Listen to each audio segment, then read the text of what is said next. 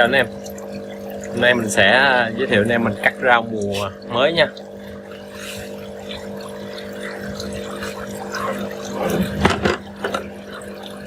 Mỗi mùa rau lên thì cắt thôi.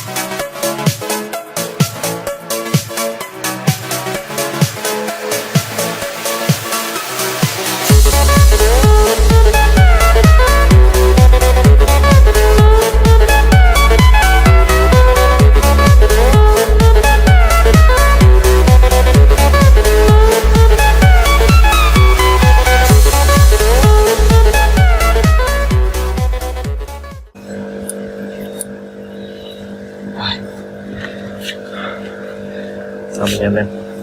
Đó, mùa đầu tiên ha. Rau nhìn rất là ngon. Mà lúc nào cũng vậy, mua đậu rất ít nha.